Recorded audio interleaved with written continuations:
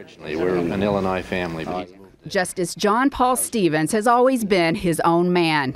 When he joined the court 35 years ago, he was considered a moderate conservative. He became a reliable liberal. Serving under 7 presidents, he forged his own path.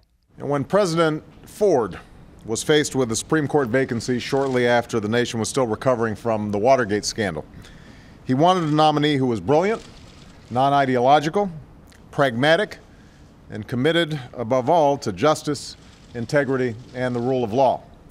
He found that nominee in John Paul Stevens. On the current closely divided Supreme Court, with 5 conservatives and 4 liberals, Stevens anchors the left wing. His impact on the law is broad. He provided a critical 5th vote to affirm abortion rights, uphold affirmative action, ban the death penalty for juveniles, and limit presidential war powers. 3 years ago, when I was at ABC News, Justice Stevens granted me his only network interview. He insisted he was the same conservative Republican Gerald Ford nominated. I don't really think I've changed. I think there have been a lot of changes in the court. Born into wealth and privilege in Chicago, Stevens is a lifelong Cubs fan. He is known for his trademark bow ties and polite Midwestern manner. This is a country in which people can disagree without being disagreeable. I try not to be disagreeable in my opinion writing. I think for the most part I succeed. He is also fiercely independent. When the justices put on their robes before taking the bench, tradition calls for an aide to assist them, as in this old photo of Chief Justice Earl Warren. But not Stevens. He is the only one who refuses help. He does it himself. But the courtly justice also can be harsh. He wrote a scathing dissent in Bush versus Gore, criticizing the court's decision that stopped the Florida recount.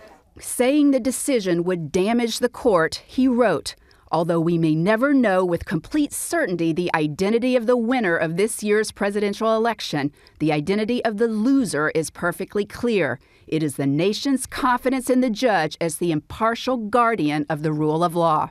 Stevens notified the White House in a letter this morning. Sources say the leading contenders to replace him are Elena Kagan, former dean of Harvard Law School and the current Solicitor General, Diane Wood, a Chicago federal appeals court judge, and Merrick Garland, a federal appeals court judge in Washington, D.C., who is considered more moderate on criminal issues. The president hopes his choice to be a lasting legacy, just like John Paul Stevens. But one thing his choice won't have that Justice Stevens had is a quick confirmation. Justice Stevens was confirmed a mere 19 days after he was nominated, and the vote was 98-0. Katie? And Jan, the president's choice, if he or she is confirmed, is unlikely to change the makeup of the court, as you mentioned. Having said that, is there a front runner right now? Well, Katie, if the White House doesn't want a fight, and my sources say they really don't, Merrick Garland would probably be the easiest to confirm. He's considered a moderate on some issues, but there are a lot of voices for a woman. Remember, only 2 of those 9 justices are women, and that would point to Solicitor General Elena Kagan. Katie? Jan Crawford at the Supreme Court tonight. Jan, thanks so much.